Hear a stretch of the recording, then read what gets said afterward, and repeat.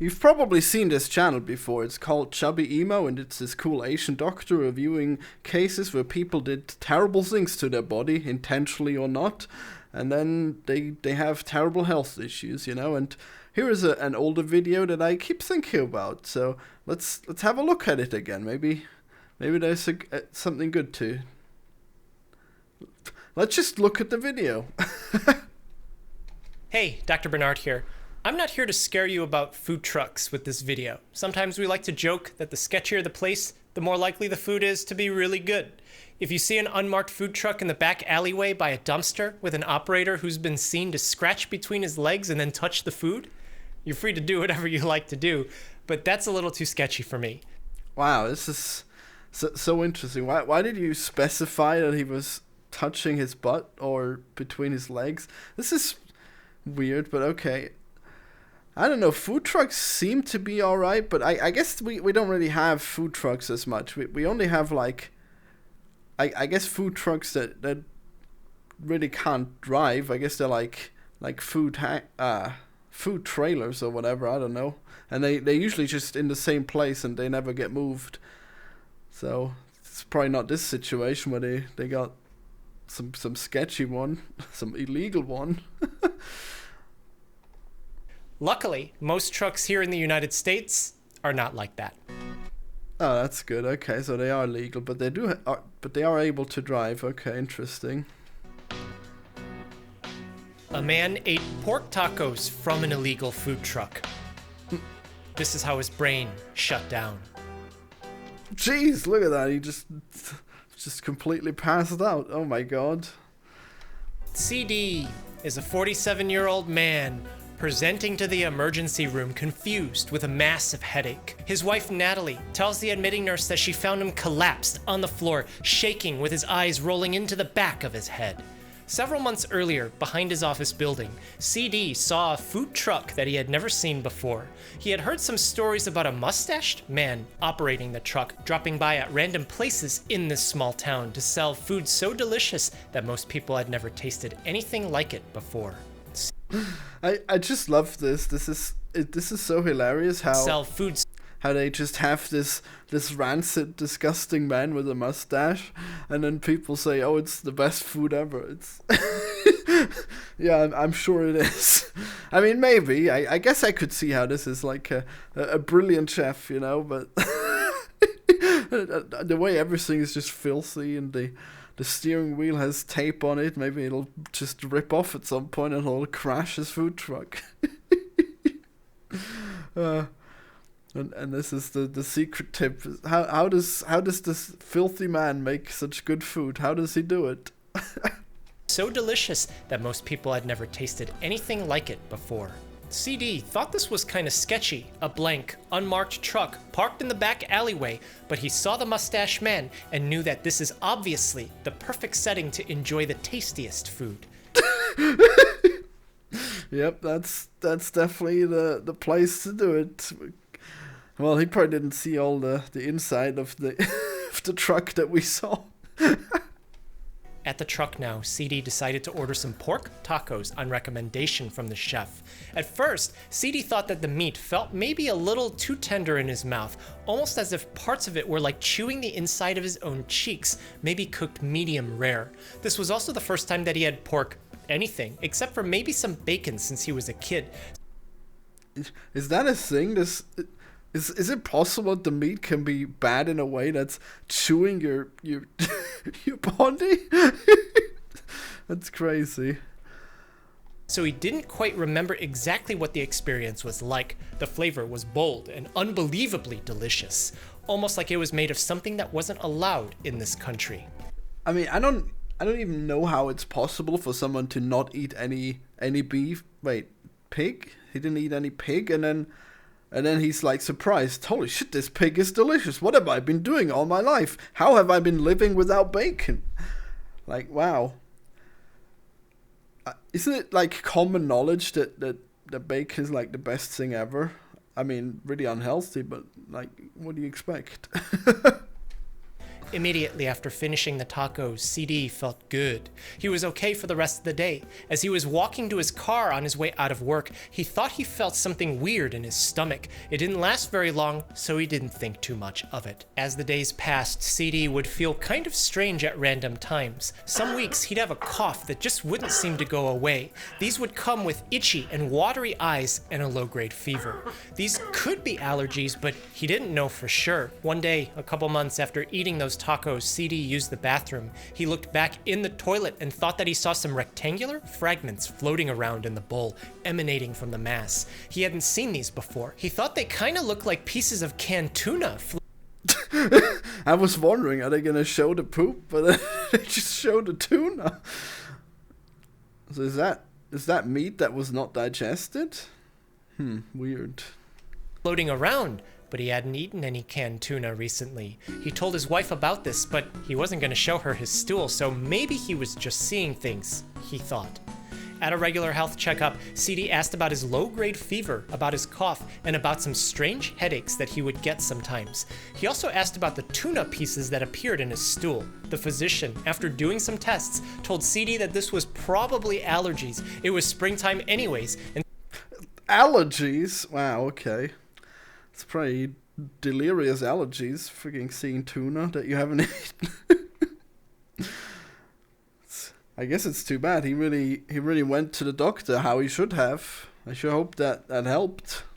So he recommended some over-the-counter medicines to help with this, as well as recommend CD to chew his food more often. This would be better overall for his health, and he was on his way. CD started... Oh yeah, it's crazy how little I chew. For some reason, I just eat so fast and I chew so little. And then at some point, I was having issues.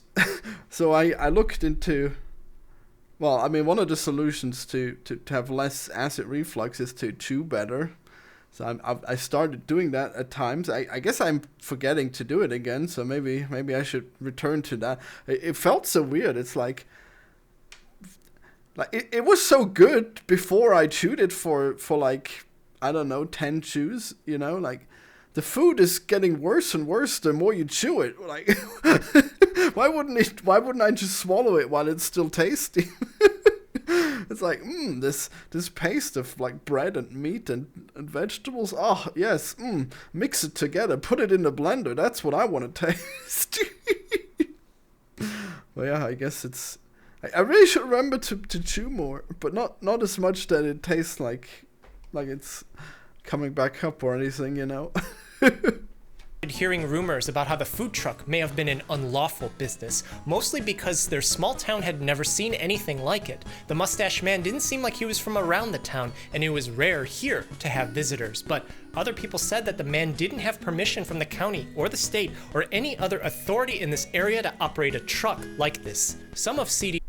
That's crazy, huh? How you can't even trust a greasy mustached man. But he's eating his own food, so how bad can it be? These co-workers reported random bouts of not feeling well after eating at the truck. One even reported that she saw the man scratch between his legs and then touch the food right after, taking a small sample for himself. But I mean, he did it through the pants here. Would that be safe? But then he ate it himself. But wow, that's crazy. I mean, I guess if you have cooked it already and then you put the poop on it and then there's stuff. I mean, like if you touch the meat before it's cooked, and you're probably killing anything in it, right? So that's probably fine. I just love how this reputation of this man is getting worse and worse. People have seen the poop and him snacking on the food and they've reported that they're having tummy aches. It's wow. And he doesn't have a license. He's from out of town, and yet everyone is like, this food is delicious. This forbidden meat. We must consume the forbidden meat. CD didn't care. He remembered how delicious those tacos were. Months later, he came across the truck.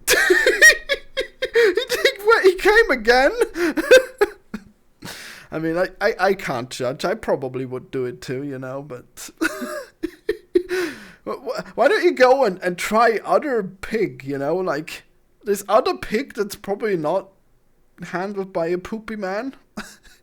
but then again, like there's an allowed amount of poop in food, right? Like if someone farts, then technically there'll be poop particles in your food, right? Like I'm pretty sure we can handle like a small amount of poop, like just like way too small so you don't even taste it. Again, got the tacos again, and his mind was blown at how good they were. But a couple days later, CD thought he felt strange, and he didn't know why. I sure hope he's not gonna come back a third time. That would be insane. It was a little bit of a cough, maybe like a fever. When he stood up from his chair, he felt like his stomach was getting pulled into the ground and heat would radiate out of his neck. But that sounds like some real serious symptoms, wow. was short-lived. Over the next several months, CD started feeling a constant throbbing sensation in his head that started happening every day. It felt like his head was heavy.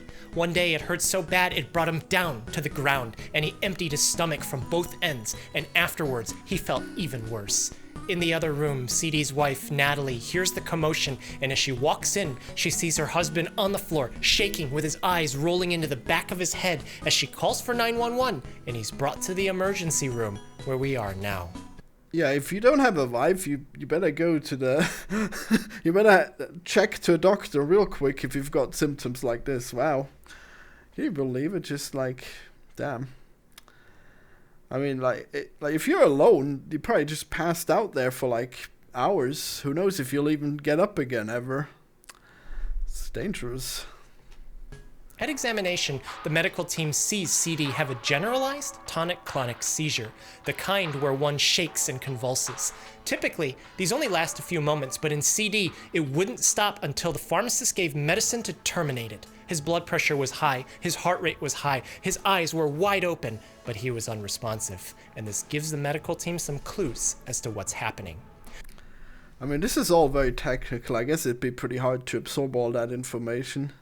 But I guess I guess if you just listen to this channel, you probably just absorb like a lot of it or some of it at least, and then you at least know that the doctors can look at your eyes to figure out certain things or whatever. I don't know.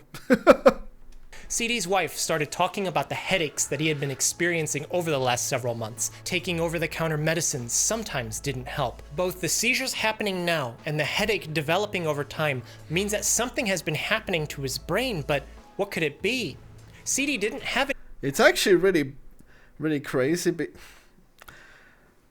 I keep saying crazy. I gotta stop. Like there's multiple things that will give you headaches. Like if you don't eat food or if you don't drink enough water. Like it's easy for some people to forget drinking. Not for me, because I have to drink all the time. But like some people just forget and then they just get a headache and they have no idea why. And it's a big problem, and you don't know if you got anything serious. And I don't usually have headaches, so when I do, I'm like, damn, is this a tumor? Any recent insomnia, which could suggest a psychiatric problem, or something like a nutritional deficiency or a tumor. He didn't have any recent personality changes, and he didn't have any sudden neck stiffness either, which could mean meningitis. A blood test finds that CD has leukocytosis. Leuk from Greek leukos, meaning white, cyte referring to cell, and osis meaning a disorder of. White blood cell disorder, and in this case meaning that there's more white blood cells floating around. Is that what white blood cells look like? Didn't know they had worms. Look at that. Than normal. This could be because CD might have a brain infection, but having just had a seizure, adrenaline was getting released into his body, causing white blood cells that typically stick to the lining of the blood vessels to detach, maybe causing that leukocytosis and meaning that meningitis would be unlikely. But what wouldn't be out of the question is maybe some other kind of infection. CD told his wife about the pork tacos from the food truck, but he didn't tell her about some of the other details about that truck, that some of his coworkers had recently gotten sick after eating there. Wow, yeah, that's some very good information, but like, of course, you could easily forget about that, but damn. The puzzle pieces are all there. He found the unmarked truck hidden in the back alleyway. He told her about the weird tuna fish-like appearance in his stool. She tells the medical team about this, and it gives them a more clear idea of what's happening. Pigs and humans have lived together throughout much of history. This proximity has made for some special developments. It's so weird. Why does he keep mentioning that he scratched his butt? Like if it's like a pig virus, it's probably unrelated to the butt scratching, right? Pigs are pretty dirty anyways, like, I don't know, whatever. Human stomachs are a definitive host for a tapeworm called Taenia solium. The worms have a scolex that attaches to our intestines, and they survive and feed off of our diet while growing to be 20 to 40 feet long.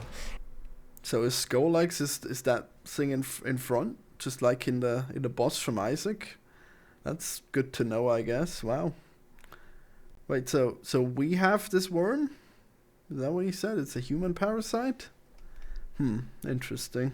As time passes, their segments break off and appear in the person's stool. Some of these segments contain eggs, and they're called gravid proglottids. Remnants of this contaminated human waste can get into pig's food supply. Pig stomach is similar to human stomach. Inside the pig, Taenia solium oncospheres hatch and penetrate the intestinal wall, circulating into muscle tissue.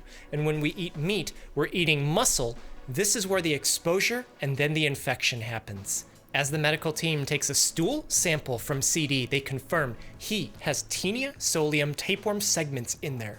It wasn't canned tuna that he saw that day, it was pork tapeworm. And it was from... Wait, the pig had the tapeworm? And then it came in the poop? If he usually never ate pork except for those 2 times at the unmarked food truck, then how did this happen? In the United States, agricultural policy, standards, and enforcement has helped prevent Taenia solium from infecting pigs. Sanitation, hygiene standards, and slaughterhouse inspection have made it so that anyone living in the United States buying USDA-inspected pork shouldn't come into contact with Taenia solium. A different species of Taenia, called Taenia saginata, is known as beef tapeworm, comes from cows, different because of how cow stomachs are different from humans and pigs. This is... Look at that enormous stomach. Jesus, is that the 4 stomachs that we hear about? Is it just like one big one with lots of flabs? Interesting. Oh, sorry. Let's listen to this tapeworm analysis. Something that you're also not going to find with legal foods. Food trucks in the United States overwhelmingly are fine and not at all like this. The Taenia that CD has is Taenia solium, specifically from undercooked pork. Cooking it well helps against infection, and CD is a person who doesn't eat pork except for those 2 specific times. In his workplace, another coworker who had eaten food from the same truck had also reported similar symptoms, reported what looked like canned tuna pieces inside their stool after feeling a low-grade fever over the span of several weeks, but this still doesn't explain CD's seizures. A brain MRI for CD reveals multiple lesions representing viable cysts. The Taenia solium parasite wasn't just in his gut, but multiple oncospheres had lodged into his brain and had been living there for at least the last several months. They passed through his stomach wall, got into small blood vessels, and crossed his blood-brain barrier, causing neurocysticercosis. Multiple cysts were found at different stages of disease. When the larvae cross into the brain, they're small. They evade the immune system. At this vesicular stage, they make the brain look like it has holes everywhere. But as time passes, these cysts start to change.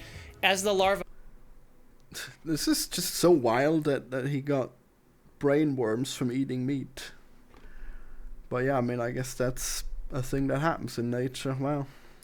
Start to degenerate and shrink, the immune system starts to react. Cysts enter the colloidal vesicular stage, and the brain starts to swell from the extra immune response. The brain keeps expanding inside a closed space, the skull, but those cysts aren't going anywhere. Then the cysts continue to degenerate. At first, they're still active in the granular nodular stage, but eventually they become mineralized and inactive with no swelling nearby. But this nodular calcified stage can cause recurrent seizures due to the fact that a calcified dead parasite is lodged in and stuck in the brain. The Taenia solium worm in the gut is from eating pork meat that has the oncospheres. Just eating pork doesn't give brain cysts. The pigs were infected by eating human waste that has the Taenia eggs and gravid proglottids. When the undercooked, infected pork meat is consumed, that part of the life cycle causes the tapeworm in humans, but brain cysts come from a slight deviation in the life cycle, where humans come into contact with food that may have been in indirect contact with human waste. So rather than the pigs eating the oncospheres, humans eat them directly. This parasite would have migrated in pigs to pig muscle instead. In humans, it migrates to the brain. The owner-operator of this suspicious food truck had pork tapeworm himself. When he prepared CD's pork tacos, which he undercooked, hands that touched the parts of the body containing Taenia eggs touched the food that ended up in CD's stomach. It's not enough that CD just ate undercooked pork that had Taenia oncospheres from the pigs, but his brain infection was coming from consuming Taenia eggs directly as if he were the pig, meaning that CD was infected twice by different forms of the same tapeworm. Wow, so the first time I assume he didn't get it in his brain, but the second time he did. But then the first time he probably got it from the pig, but the second time he got it from the poop man with the mustache. That's crazy. So is this the same worm that lives differently, whether it's in the pig or in the human? And how does it know whether or not it, like, does it have to come out of the pig and then it goes into the human and it behaves that way? But if it comes out of the human and goes into the human and it behaves the other way? But does that mean you just get the tapeworm if you eat human poop? But he ate very little poop. What about people who eat poop for a fetish? Wouldn't they wouldn't they be at way more risk? I guess the moral of most of these videos is that, like, whatever happens is extremely unlikely, because, like, so this guy had parasites, and then he touched his butt, and then poop particles that contained eggs went into the food, and they hatched, and then they spread into our muscle, but then they accidentally also spread into the brain. Jesus, poor guy. And he only had pig meat 3 times in his life. Damn.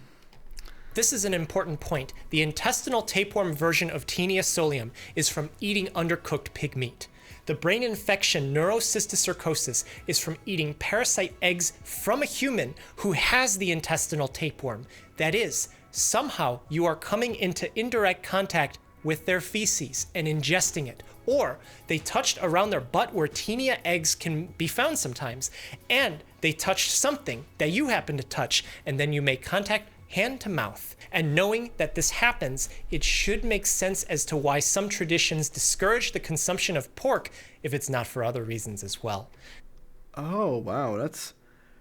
I mean, like, if there's a tapeworm that can go from pig to human and forever, then yeah, I guess it would be really bad to eat pig meat. I wonder if that was ever a thing in the past times where it's like, wow, these people have such a great civilizations and they eat so much pig because they have so many resources. But oh no, they're all dying from brain worms. That would be crazy. And then the Muslims saw that and they like, pig is filthy, do not eat. That makes sense. This isn't uncommon. Around the world, neurocysticercosis is a common cause of seizures. In some countries around the world, people get infected because they live in a household where someone has a Taenia tapeworm infection. The infected person might use the bathroom, they'll wipe, or do whichever hygienic ritual that they'll normally conduct post-bowel movement, and they may not have washed off the Taenia eggs on their hands. They touch food, eaten by others in the same house, infecting them. I mean, like, you could eat it yourself too, and you could probably infect yourself like that. There's probably no mechanism that prevents the worm from infecting you after you've already had the worm, you know. Oncospheres absorb into the gut. They don't form tapeworms in this case, they float around in the blood, sometimes crossing the blood-brain barrier and embed in. Over months to years, they form calcified masses in the brain, and because you can't just easily go into the brain and cut out whatever parts that you want to, these aren't easy to remove. At best, they don't cause any problems, and people don't even know that they have it. But at worst, they get into the other parts of the brain. They can get into the eyes, they can get into the spinal cord, the subarachnoid space, and they can also cause seizures, sometimes refractory to treatment. All of this bringing us to the final point. USDA inspected pork isn't going to have this, so where did the truck get their meat? Well, it's been documented that there exists an issue whereby contraband meat is smuggled into this country through various routes. Sometimes you can find these unlawful products for sale, no further than listings on local websites. Why? Why would people want to buy illegal meat? Like, is it gonna taste more delicious with those worm eggs? Like, why is the forbidden meat so delicious? I mean, I guess I'll never know because I would never buy it.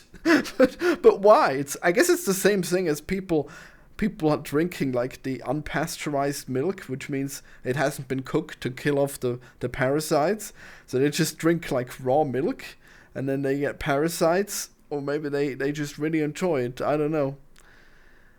I mean, we have an immune system that should prevent parasites, but like, I guess we're not letting evolution happen anyway, so our immune system would be weak against those parasites by now. If we never have to face them. But what can it even do against worms? Like white blood particles aren't gonna do anything against worms. Like, worms are huge compared to cells. And on social media. These are meat products that are banned likely for the reason of possibly spreading disease to humans and farm animals in this realm. And while we may never know where the mustached man really got his pork from, we know CD is a person whose only time eating pork was allegedly from the truck, and others got sick from this truck. In this case, we go with what the patient says. His wife didn't appear to have the tapeworm, and because the truck was mobile, operating in a small town that maybe hasn't had a need to handle food trucks, then we have a good guess as to where CD's problem came from. Food trucks are almost never like this. If you're in an outdoor event in warm weather in the United States, it's typically full of trucks. Every which one has been vetted, probably inspected more often than most restaurants. The mobile medium allows the seller to set up shop quickly, make some sales, and then they could disappear quickly, potentially without any accountability, should something go wrong. That's why some I just love this mischievous mustache man bringing his illegal meat full of tapeworms. Yeah, I guess they inspect those food trucks. Are they trustworthy? I mean, I guess probably. Like, you can get parasites from eating sushi as well, so like, you're never really safe. Apparently, like, the way to avoid that is for the sushi meat to be frozen right when it's caught. That's how you kill off some parasites. So if it's not done that way, it'd be more dangerous. I always prefer frozen meat if it's possible.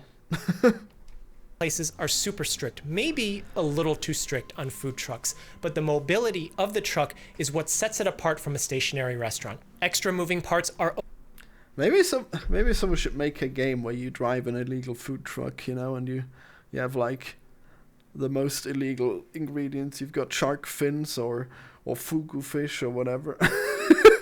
You make the big money, but you're always on the run from the police. And then maybe lots of people die too. always added possible points of malfunction. As the medical team evaluates CD's situation, they start him on 2 anti-parasitic medicines for both the worms in his gut and the cysts in his brain. One medicine, praziquantel, forces calcium to enter into the worm to force its muscles to contract, paralyzing it and getting its suckers to detach and to dislodge. The other medicine, albendazole, destabilizes the parasite and begins to starve it, depleting its energy. When the parasites start reacting to the therapy, it can trigger an immune response. Because we're dealing with neurologic tissue, CD was started on corticosteroids to limit that inflammatory response. He was also started on anti-seizure medicine to prevent another seizure from happening again. As CD was observed in the hospital for a few more days, he no longer had any more seizures and his neurologic exam appeared to be normal. everything else with his brain appeared to be okay, and when he was discharged to go home for several months after, he was noted to no longer have seizures anymore, as it appeared that he made a full recovery. Oh, well, thank God. Imagine if he died from eating food truck meat.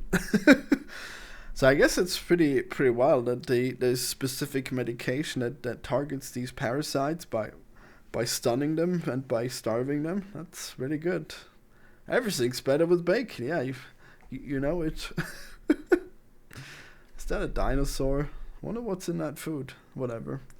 I hardly eat meat anymore, but it's just so interesting that people want the illegal meat most of all.